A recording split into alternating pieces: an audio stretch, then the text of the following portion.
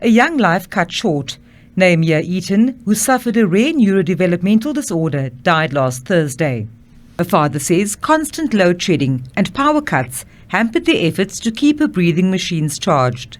We obviously had to juggle the machines around constantly because we have one of these big oxygen machines, and it requires to be plugged directly to the wall because it's quite a strong current puller, and even on inverters and stuff, it kind of drains the batteries down fast.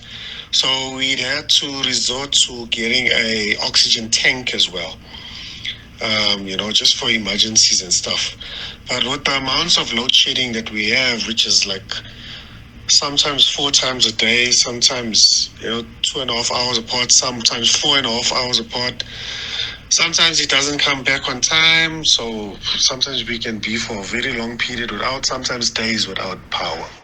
Now, Bold One South Africa has opened a criminal case against the state for what it believes is negligence in dealing with recurring outages in the Bromhof area in Johannesburg where the girl lived. The organisation says the ministers of electricity and public enterprises on behalf of the state must take reasonable steps to ensure that facilities and homes with people who require uninterrupted power supply to stay alive are not subjected to load shedding. It's a beginning of that journey. I will lay this criminal case. We will track and we'll make sure that those who are responsible will be brought to account. For I refuse to accept how many more children must die. And as Build One South Africa, I do not believe that load shedding is the only pathway for us stabilizing a grid. I believe that there could be other alternatives that we find to make sure we don't have to deal with load shedding. The local ward councillor in the Bromhof area says the child's death is the straw that broke the camel's back in South Africa's load shedding crisis. She died on her mother's lap on the way to hospital. All because of load shedding, because of the prolonged power outages. And I basically am now in a position where I say no more.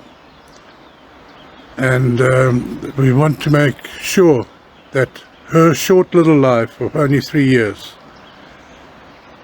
meant something for the community and meant something for the people of South Africa. We cannot allow this to carry on. We cannot allow it to just be bypassed and shoved under the carpet by the government. The family says a funeral service for the little girl will be held this week. Vanessa Puna, SABC News, Cape Town.